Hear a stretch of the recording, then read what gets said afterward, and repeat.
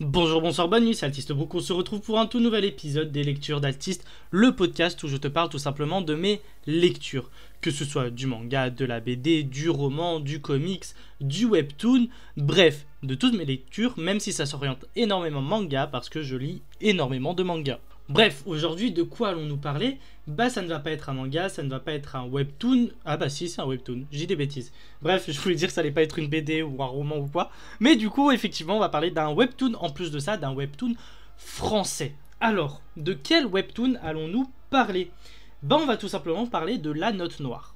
De quoi ça parle? Abandonné à la naissance, Théo, 17 ans, ne possède de sa mère qu'un étrange pendentif en forme de papillon. Solitaire, il trouve refuge en partageant sa vie avec Nuit Incolore, un démon mystérieux que seul lui peut voir. Tout bascule le jour où il découvre le pouvoir de la Note Noire, qu'il atteint parfois en chantant et qui éveille en lui d'étranges capacités. Entre mystère, musique et magie, le passé de Théo refait surface, bouleversant son quotidien de lycéen et son destin à jamais. Bref, La Note Noire, c'est tout simplement, comme vous l'avez entendu, un webtoon français dont j'ai découvert sur TikTok. À la base, j'étais tombé sur le TikTok de Nuit Incolore. Effectivement, on parle justement de Nuit Incolore, mais on va revenir là-dessus, qui faisait la promo du webtoon parce que, tout simplement, il chante dans ce webtoon. Et ça, c'est un point très positif parce que ça permet d'entrer directement dans le webtoon, d'être beaucoup plus immersif, surtout quand on parle de musique. Et c'est l'un des avantages du webtoon, c'est qu'on peut intégrer de la musique parce que c'est sur un téléphone. Donc je suis tombé sur ce TikTok, je vois que ça parle de musique, etc. Je me dis bon, on va tenter, on va essayer. J'essaye, c'est cool, les premiers chapitres me plaisent, on rentre bien dans l'histoire. En plus de ça, il faut savoir que c'est très court parce que ça ne dure qu'une douzaine de chapitres, quasi que dalle en vrai. Donc ouais, franchement, c'était cool. Le début, très immersif, on se prend dans le délire et tout. Mais malheureusement, c'est la désillusion. Littéralement. Parce que, comme je l'ai dit, Nuit Incolore va chanter dans le webtoon. Il va chanter notamment pour le personnage de Théo.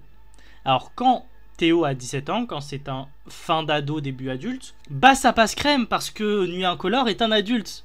Donc une voix d'adulte sur un adulte, ça marche. Le souci, c'est que Nuit Incolore chante également pour Théo quand il a genre 10 ans, peut-être un peu moins, peut-être légèrement un peu plus. Bref, quand Théo est un enfant. Donc déjà, il y a ce décalage-là entre Nuit Incolore qui chante et Théo dans le webtoon qui chante également. Ça casse littéralement toute l'immersion du webtoon. Et là, c'est vachement dommage. Mais si ça ne s'arrêtait qu'à là, pour dire que le chant est réellement quelque chose qui va faire défaut, il y a des duos. Il y a d'autres personnages qui chantent également. Est-ce qu'il y a d'autres personnes qui chantent ou est-ce que Théo va chanter à la place de ces autres personnes-là? Pas du tout. En fait, le seul personnage qu'on va entendre chanter, c'est le personnage de Théo. Donc en fait, à partir de ce moment-là, tu dis... c'est dommage parce qu'il y avait vraiment tout un délire hyper intéressant. Tout un délire qui pouvait être vraiment quali, vraiment clean, tu vois, mais on ne va pas jusqu'au bout du projet. Et d'autant plus avec la fin, parce que la fin, on a vraiment un sentiment d'inachevé. C'est trop court 12 chapitres. Il y avait encore tout un truc à développer, surtout qu'on parle de sauver le monde à la fin du chapitre quand même, enfin du 12e chapitre, on nous parle de vous êtes la relève les gars, c'est vous qui allez sauver le monde. Est-ce qu'on les voit sauver le monde? Pas du tout. Est-ce qu'il y aura une saison 2 au webtoon? J'en doute très très fort. Donc, au final, je me pose des questions sur le webtoon. Est-ce que c'était vraiment un webtoon pour faire un webtoon, pour nous divertir, pour que ça raconte quelque chose, ce qui malheureusement j'en doute très fort, ou est-ce que ce n'était pas plutôt un webtoon qui était là juste pour être un outil promotionnel, pour justement faire la promotion de son album Les Papillons, parce que je crois qu'il y a un album qui s'appelle Les Papillons, je vais vérifier ça. Mais mettre en avant ses musiques. Et malheureusement, ça reste un projet inachevé. Ça reste un projet qui a été commencé pour faire de la pub, c'est très bien, c'est pareil pour un anime. Hein. L'anime est là pour faire la pub d'un manga.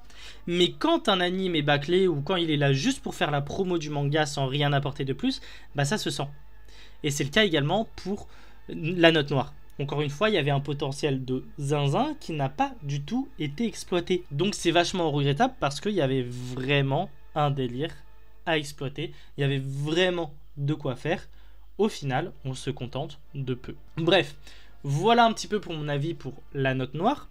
Maintenant, une fois que vous avez lu La Note Noire, qu'est-ce que je peux vous conseiller d'autre? Étant donné qu'on parle d'un esprit qui va essayer d'aider musicalement un personnage, que ce même personnage-là est compositeur également parce qu'il écrit ses propres chansons, bah ça me fait directement penser à un seul manga.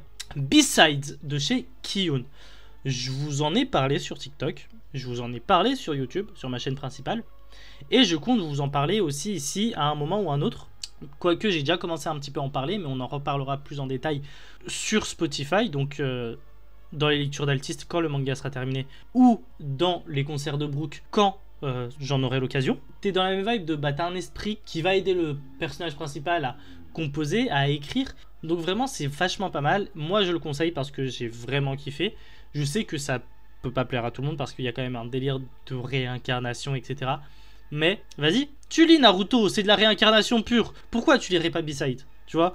Donc bref, nous sur ce, comme d'habitude, je te laisse aller voir un petit peu ce que je fais ailleurs. Hein. De toute façon, tu as tous mes réseaux sociaux dans la bio, Instagram, Twitter, YouTube, les autres podcasts, pareil, sur Altiste Podcast, sur Spotify, Altiste Brook. Bref, nous on se retrouve dès la semaine prochaine pour un nouvel épisode. Yo